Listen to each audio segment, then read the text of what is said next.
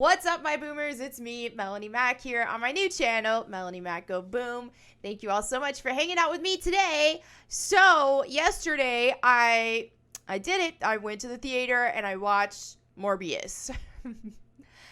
Unfortunately, I was at a point where I was this close to even walking out. That's how bad I really thought it was, which is unfortunate because I love the whole like vampire type aesthetic.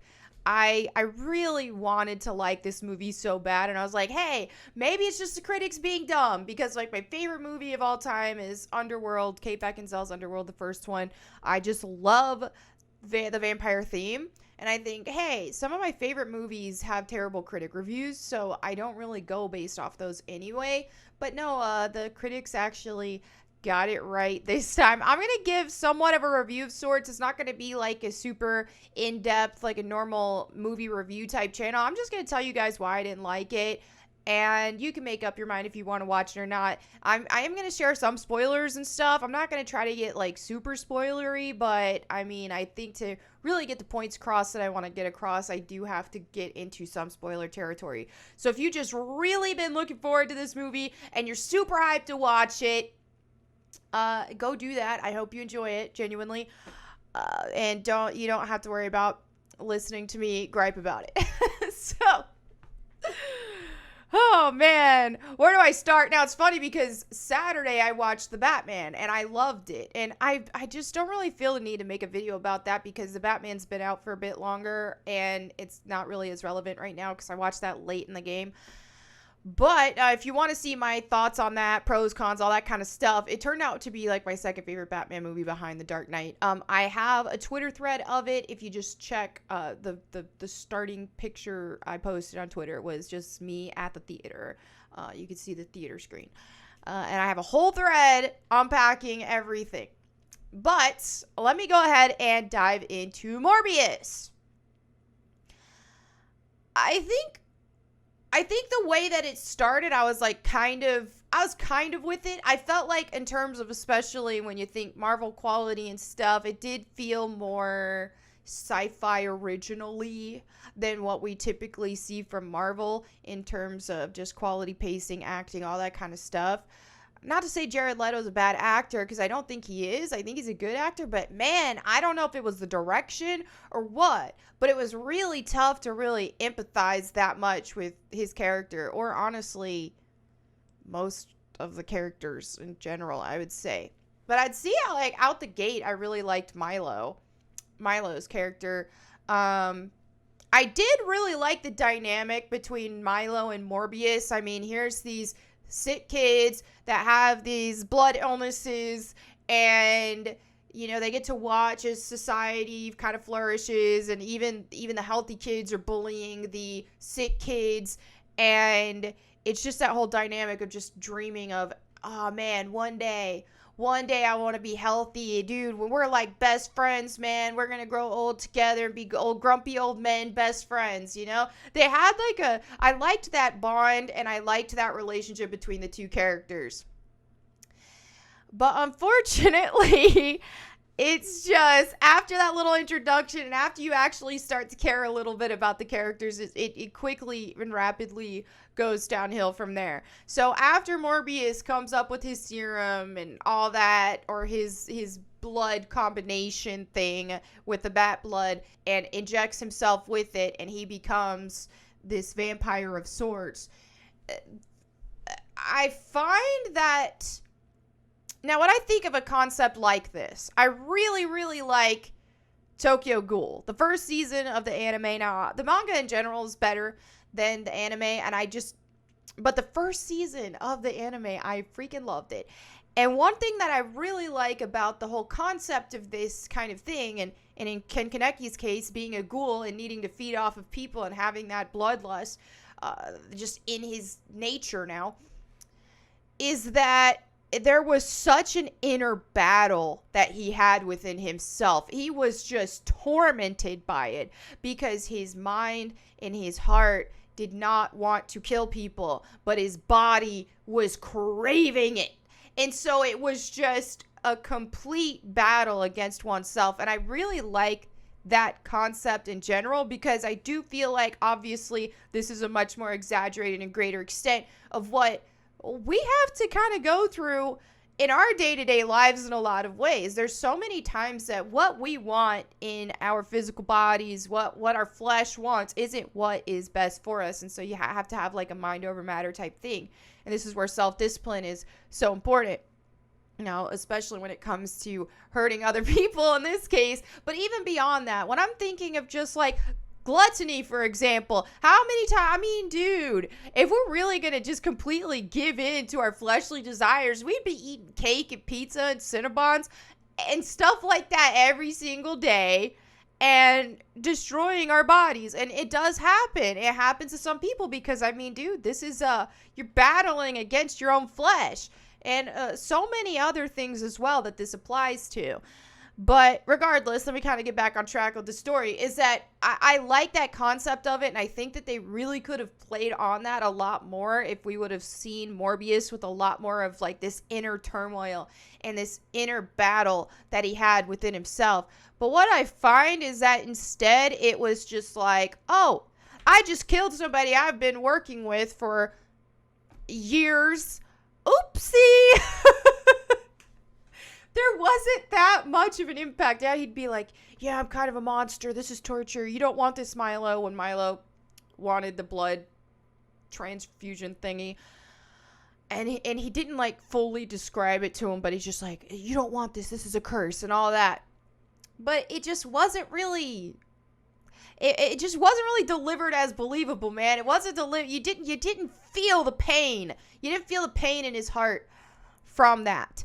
It was just like whenever he did mess up, whenever he did kill people, it was just more of a oopsie. Yeah, I know that's wrong. Oops, I messed up. You didn't sense this grieving in him over that. The grieving of his humanity, or the grieving of the fact that he just killed his friend or something like that, a coworker.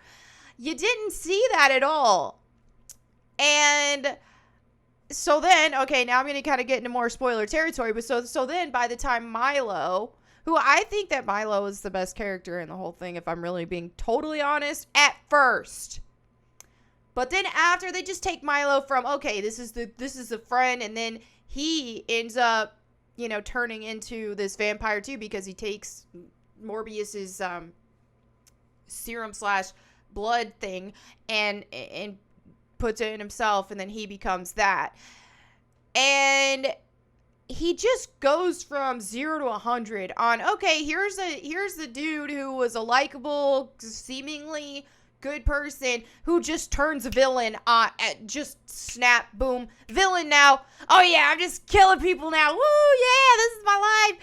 And he was just too textbook villain. I feel like there needed to be some sort of turning point that really got him there.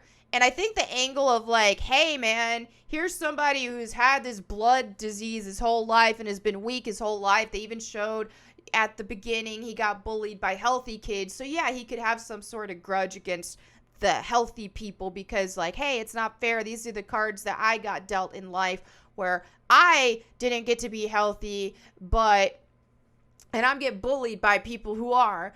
And so he could have some sort of grudge that has developed over there, and then to have that feeling of power now to where, hey, now I'm more powerful than healthy people. But it needed to be a progression type thing. I think just, oh, I'm strong now I'm just going to kill people and not even feel bad about it. It was just way too jarring. I think almost if they would have done something similar to like with Death Note, you see Light Yagami, he starts out killing criminals, and that's the way he's able to justify it, and eventually that he got like a rise out of that. He got almost like some sort of narcissistic value or validation, or he was fed off that, and it eventually consumed him. And I think that with Light Yagami, he was capable of that from the start. But this is what really just opened those doors for him.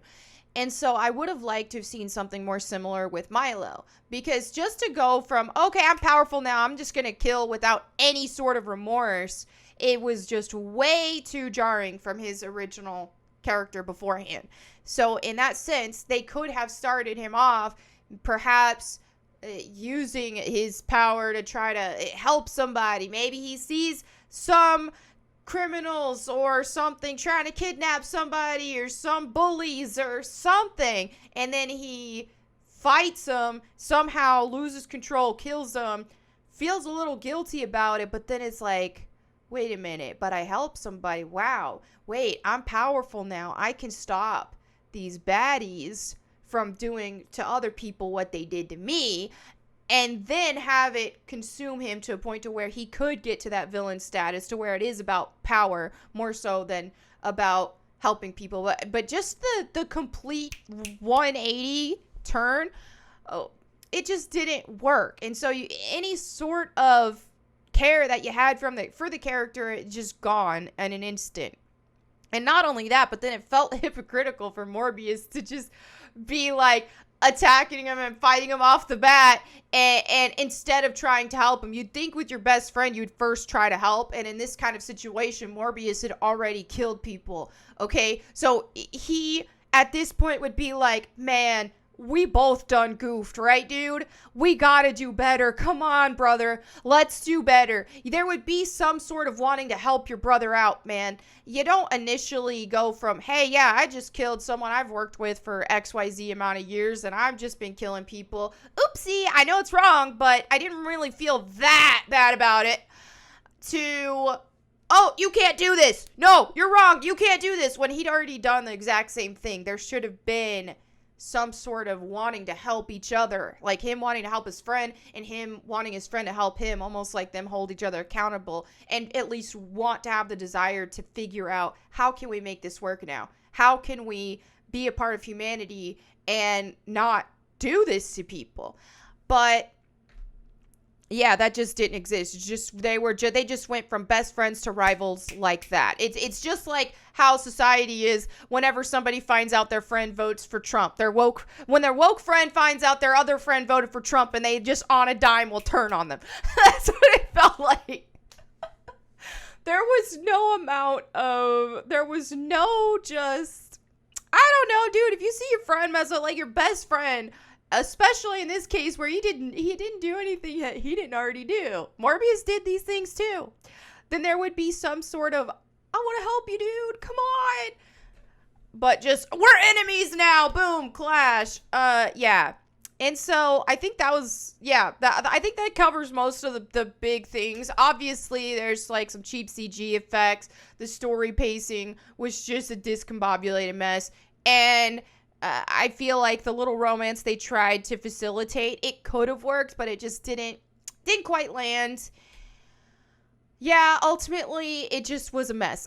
It was definitely Marvel's worst movie ever that I've seen, which I've seen almost all of them, but I have not seen all of them. But I can't imagine anything being worse. If this were a Sci-Fi Channel original, I would have thought it was terrible, even for those standards. So, yeah. I think watch the first season of Tokyo Ghoul instead. You'll get a lot better of a time. Or read the manga. Better yet. But, yeah. Now, Tokyo Ghoul did fall off after the first season. I couldn't even get past. Like, I watched a couple episodes of the second season. I was like, dude, I can't do this anymore. And I didn't even watch anymore because I didn't want it to ruin my love for the first season.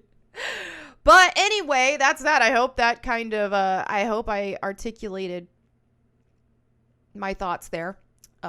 Relatively coherently, since I don't do movie reviews typically. Let me go ahead and read some recent comments. So this is from Saiyan Scholar. He says, what mic and headset are you using? Sound quality good.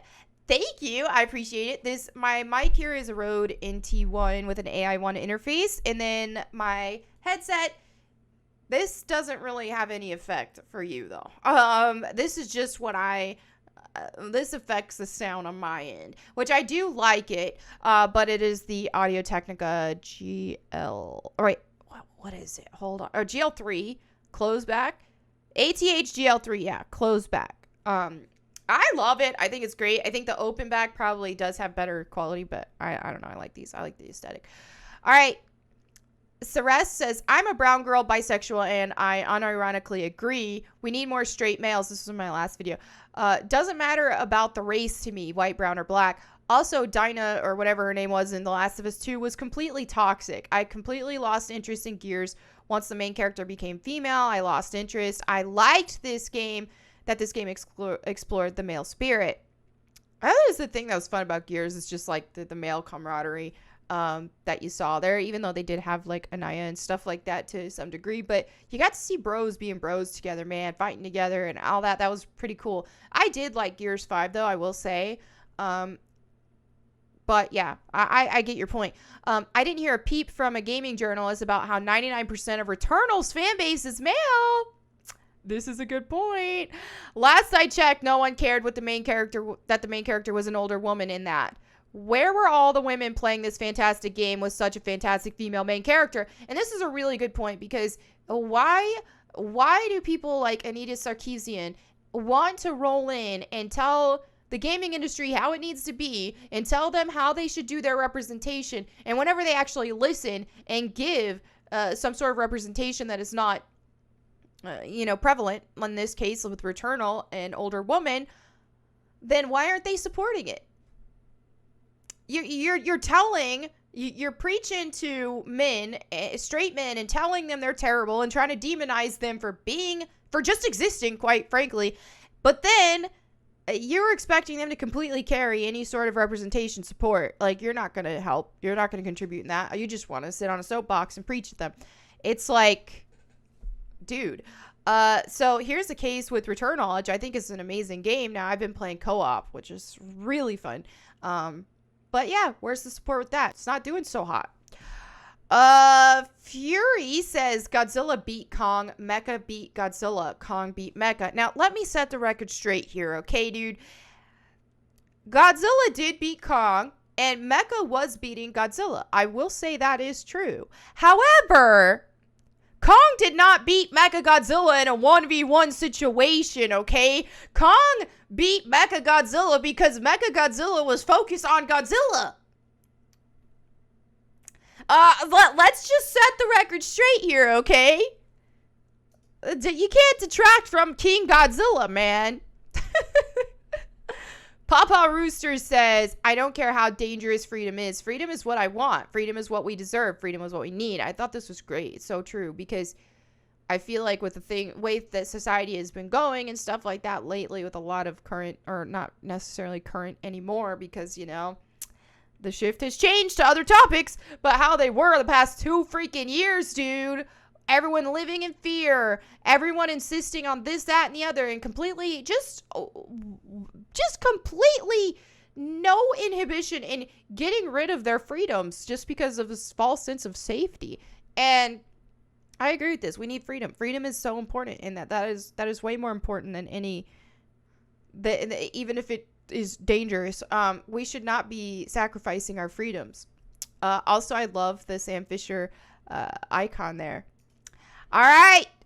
Jamoon X says, I'm still fully convinced that gaming journalism is one big money laundering scheme. I would not be surprised, because I have no idea how they could possibly be profitable at any capacity. Alexander Cortez says, what zodiac sign are you? I'm like on the cusp of Scorpio and Sagittarius, but I'm still technically Scorpio. But I don't really believe in zodiac sign stuff. So, yeah. All right. One Truth Media Company says, it was so refreshing to hear a young person pray on camera. That immediately got my subscription. God bless you. Thank you so much, and God bless you too. All right. So, let me go ahead and go into the verse of the day, which I wanted to pick this one because it does have talks about self-control and stuff. When I think about Morbius and things like that whole story, I think it could have been such a good story based around the concept of self-control, which is something very important.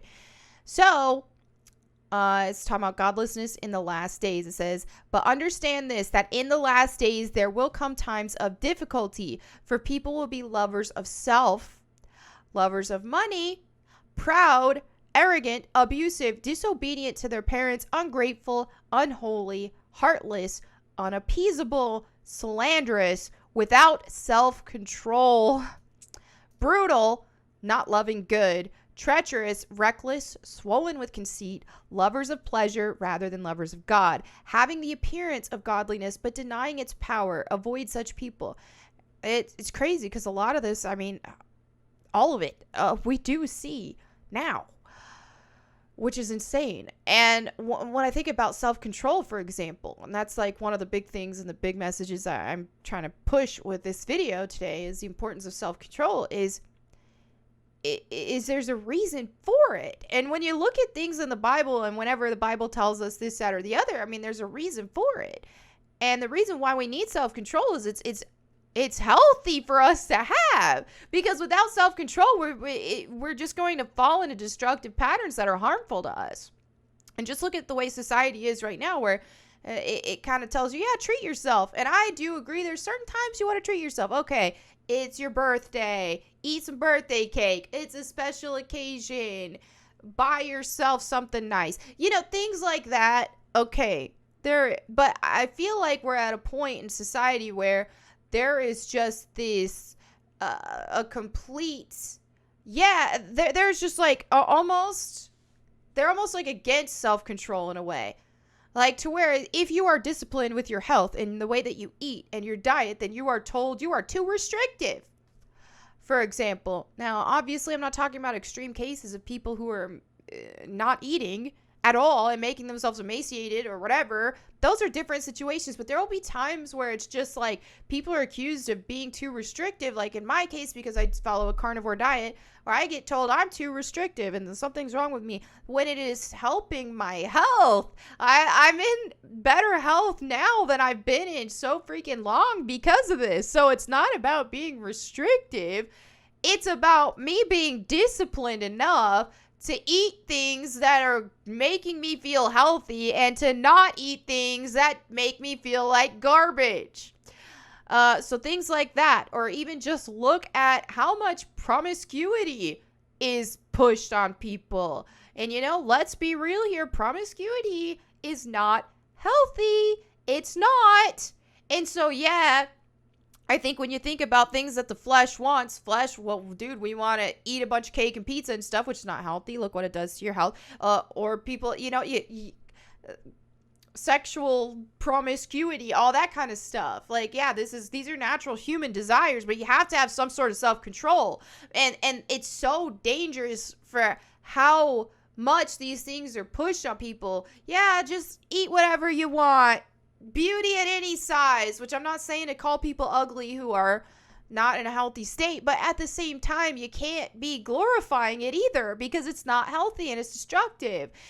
Or promiscuity, they act like it's an empowering thing. It's not. It's not. If you look at, like, let's talk about the physical risk first of all with STDs and all that kind of stuff, but even beyond that, what does that do to people spiritually? Because I am a firm believer that kind of union will make it's supposed to, at least, and for most people, will create some sort of a spiritual or emotional bond, whether they want it to or not. And for the people who are able to do that without such, they have desensitized themselves to such a degree to be able to treat that like that so flippantly, I guess. And that's not healthy. Look at people who have, I'm not gonna say the word because I don't want to get demonetized, corn addiction. It ruins people, man. It ruins them. I ain't here to preach at anybody or tell you how to live your life, but I'm just saying, these are destructive things, and it messes you up, dude. And there's a reason why we're supposed to have self-control against our own flesh with things that we want. Look at gambling addictions. Look at people who, lovers of money. People who want a bunch of fancy things and stuff. They're putting themselves in debt, and in extreme debt. They are messing up their livelihoods.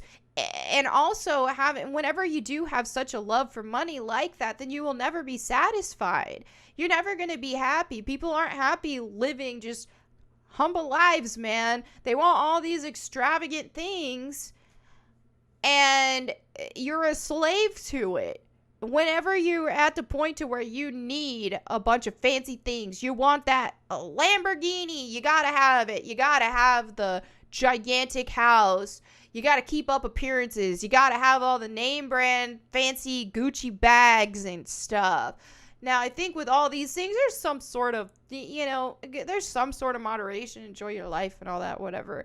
But I think that whenever you put so much importance on things, it's destructive, and you're never going to be happy. You'll never reach a point, oh, I have enough now. You're never going to reach that point, ever. And so, man, I could go on about so many other things, man. Or even look at this, like disobedient to parents. Does everyone have perfect parents? No. And there's some situations where they do have to distance themselves. But at the same time, there should, I believe, be a level of respect that these people birthed you. I don't know. Maybe that's just me. Maybe that's just me saying this because I was privileged in that fact that I have great parents. Okay? Now I think there's a certain degree of this, but I think, some people, they just have crappy parents. They can still distance themselves from them without just complete and utter, like, I don't know, man. Like, you can distance yourself from people that you need to without being excessively disrespectful about it. But again, I don't know every single person's story, so there are certain situations that I can't really weigh in on there. But I'm just saying, I feel like this also applies to elders in general. And I don't know, the way I grew up, I was always taught respect your elders. And so I've had situations before where people who were older than me, like old enough to be around my parent or whatever, who have disrespected me, and I continue to act respectful toward them even if I believe that they're wrong and they're treating me wrong. I can't bring myself to not show some sort of respect to them because that's just how I was taught. And I don't know. I feel like that's an important thing. I think it's a good thing to have is respect toward elders. Like, don't let them abuse you or anything, but there's certain things we don't see in society anymore like that.